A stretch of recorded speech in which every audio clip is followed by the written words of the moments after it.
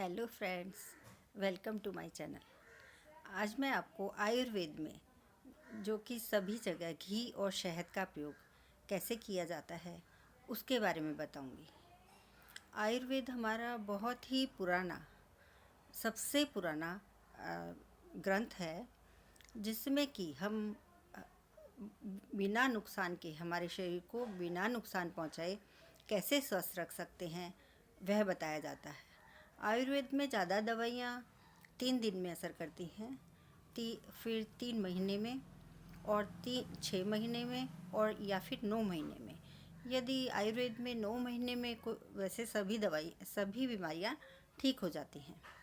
यदि नहीं ठीक हो पाती हैं तो उसको लाइलाज बीमारी घोषित किया जाता है।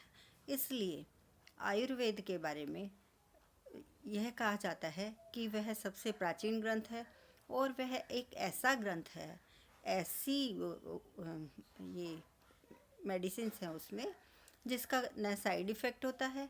और आपने देखा होगा एलोपैथी बार बार बदलती रहती है, उसमें नए नए आविष्कार होते हैं और पहले का हटा के वो लोग दूसरा रख देते हैं। लेकिन आयुर्वेद में आज तक ऐसा नहीं हुआ है। आयुर्वेद में जो है वह एकदम सही है, और वही ही फॉलो किया जाता है। हमारे वैद्य लोग उसी कद से उपचार करते हैं। हमारे जो प्राचीन हमारे ऋषि मुनि, फिर हमारे घरों में पुराने ज़माने में आयुर्वेद ही चलता था, तब एलोपैथी नहीं थी। तो उसके कोई साइड इफ़ेक्ट नहीं होता और वह बदलता भी नहीं है।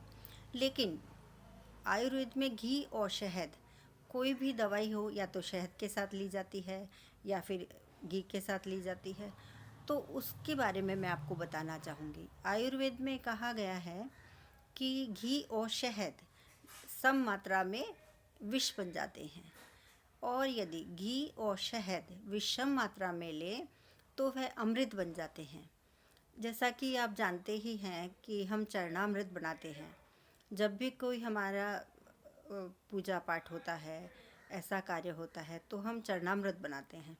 चरणामृत में क्या डलता है? 5 चीज़ें डलती हैं: घी, शहद, कच्चा दूध, दही और शक्कर जिसको बोलते हैं मिश्री, और ऊपर से तुलसी के पत्ते। वह एक प्रकार का अमृत पेय कहा जाता है, जिससे वात, कफ, पित्त तीनों बीमारियां ठीक हो जाती हैं। तो वह हम वैसे ही बनाते हैं, तो उससे कोई बीमार नहीं होता, क्योंकि उसमें हम सम मात्रा में घी को, उसको, शहद को नहीं डालते हैं। साथ में कच्चा दूध डालते हैं, तुलसी के पत्ते डालते हैं, चीनी डालते हैं, तो वह अमृत कहलाता है। तो कितना फ़ायदा करता है आयुर्वेद, वह आप समझ ही सकते हैं, क्योंकि हमारी रोज़ बरोज़ की ज़िंदगी में भी आयुर्वेद ही चलता है। आप जो मसाले खा रहे हैं, खाने में जीरा डालते हैं, फिर जैसे पूरी बनाते हैं तो आप उसमें अजवाइन डाल देते हैं, क्योंकि वह पचाने में सहायक होती है और एक दवाई का कार्य करती है। जैसे कि कोई भारी सब्जी होती है, जैसे ग्वार की सब्जी, तो उसमें या तो लहसुन डालते हैं आप, या हींग डालते हैं जो लोग लहसुन नहीं खाते। तो उसके पीछे बहुत से कारण हैं, क्योंकि वह गैस बनाती है, वायु बनाती है, इसलिए उसमें ऐसी चीज़ें डाली जाती हैं। तो यह हमारे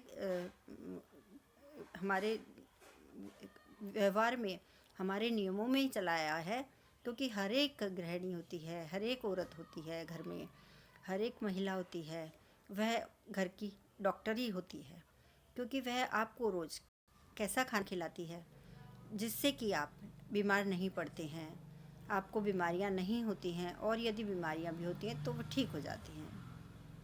अब आयुर्वेद में बोला गया है, यदि आप घी और शहद सम मात्रा में विषम मात्रा में अमृत होता है, तो आप कभी भी जब भी किसी दवाई में या वैसे भी प्रयोग करें तो उनको विषम मात्रा में ही लें। जैसे आधा चम्मच घी है तो 1 चम्मच शहद लें, ऐसे विषम मात्रा में ही प्रयोग करें। अब आप, तो वह अमृत बन जाता है।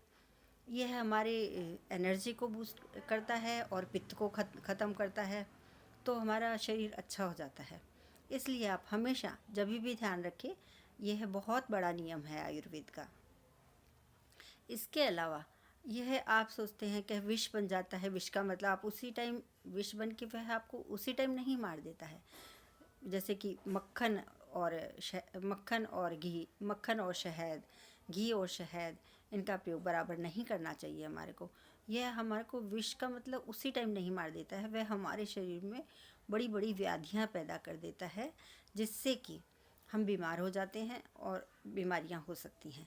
इसलिए आप हमेशा यह ध्यान रखें, कभी भी सम मात्रा में मक्खन और शहद ना लें, सम मात्रा में घी और शहद ना लें। जब भी दवाई में प्रयोग करें, गाय के घी का ही प्रयोग करें।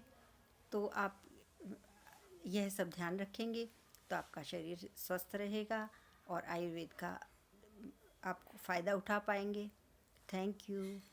आप मेरे वीडियो को पसंद आए तो लाइक, शेयर, सब्सक्राइब करें और